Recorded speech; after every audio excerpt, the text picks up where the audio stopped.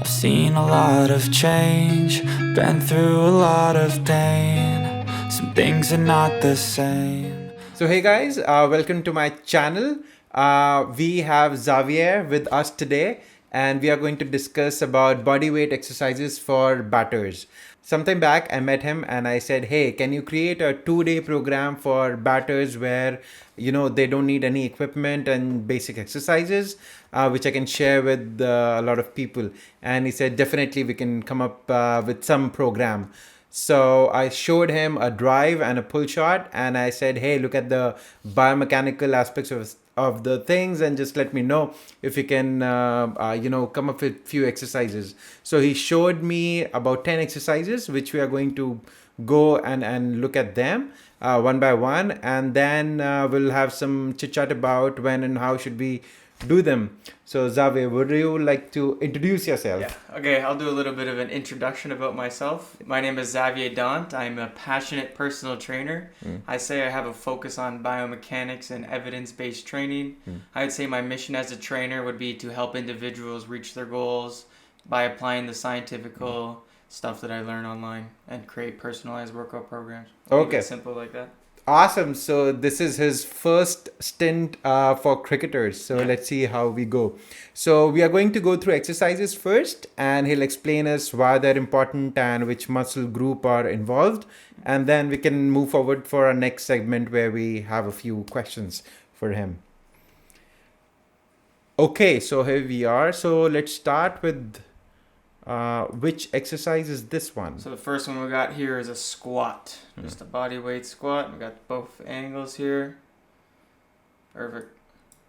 Nice. And for the squat, which all muscle groups are involved? So I'll just stick to the primary. We got our quads, our glute maximus, hip flexors, adductors. Just keep it simple. Okay, Just a lot of lower body stuff going on. understood. Yep. Okay, let's move on to our next exercise. Here we go. Another lower body. Mm. There we go. Okay, and what is it called? So this one's the RDL, and we'll be working on our hamstrings and glute max. Just depending on how you perform the exercise, your technique can change a little bit, but primarily those two are Okay. the big workers. All right, let's move on to our next exercise. There we go. Yeah. So what we got here is the glute bridge. This one's primarily going to be your glute max. Mm. Just more focusing on the muscle individually. Okay, and let's continue. And Yeah. So we got the standing calf raise here. This will work our gastrocnemius. Most people know the muscle by the calf muscle. okay, Yeah.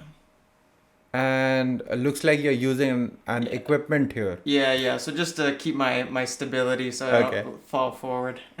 Okay. All right. And I believe we finish off with a plank. Mm. This would be a core exercise focusing on stability. Okay. Just our rectus abdominis, transverse, oblique, so it'll all be involved here. Okay.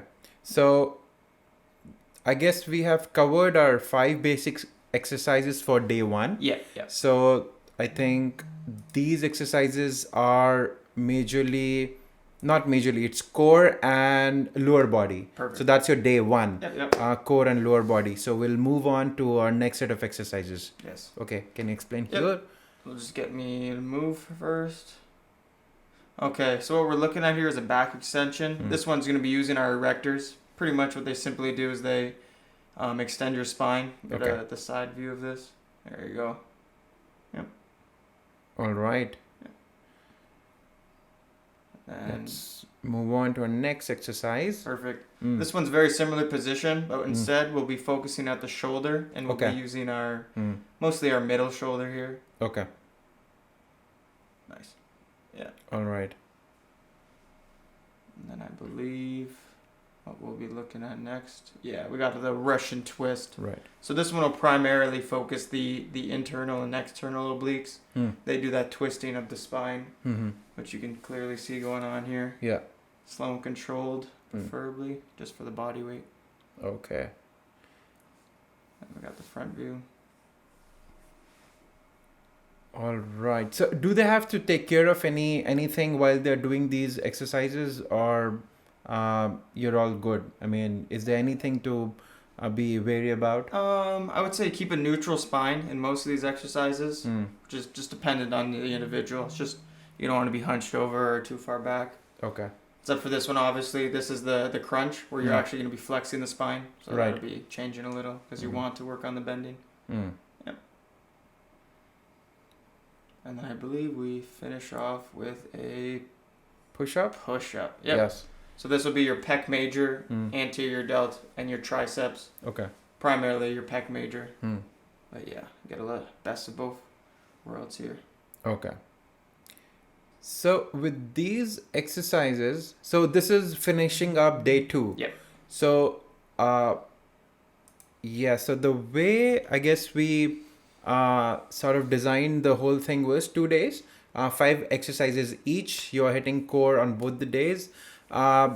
This is probably the best you can do for your body weight for batting exercises. That's what we sort of discussed and came up with.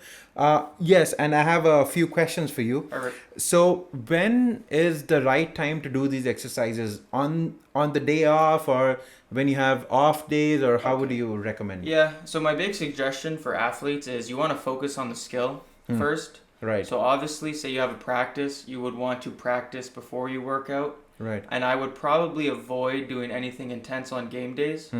So most likely off days would probably be the best, or after practice. But it's okay to move after games, just keep it less intense.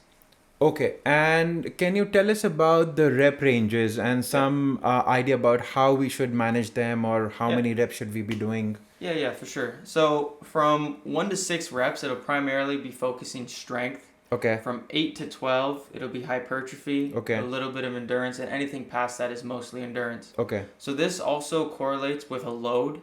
So that's when you would add resistance. Okay. So you can't just do 6 reps and say this is strength. There has to be a specific load that goes with the reps. Okay. So say you can only do 6, then that would be strength. Understood. So, let us suppose some of us will not be supremely fit, or super fit. We start with 3 or 4 reps. What should be our goal? Should the goal be like just to reach 12 and beyond? Yeah. And keep doing that? I would say at a certain point, you would maybe get to 12, try to go for a little more, but then at that point I would really suggest to add resistance. Okay. Maybe get in the weight room. So I guess what it means is that if you're able to hit 12 reps of these exercises, then you should try introducing some weights, invest in some equipment, or maybe get a gym membership, right? But they're a good introduction to increasing your strength. Exactly. Right. And after a point, I think you will have to add resistance or weight or load, as you said. Just for your muscles to be able to adapt. At a certain point, it'll be relatively easy. Okay. For the less better words, is kind of what would happen. Okay, understood. So this was very useful, Xavier. And yes, so I guess this ends our video over here. Hopefully these exercises were useful to you, and do let me know if there is any feedback or any interesting exercises you think that we can add to body weight stuff only. Yeah, perfect. Okay. Enjoy the workouts. Okay, bye-bye. As they were a year ago, but all will be okay. I move on each and every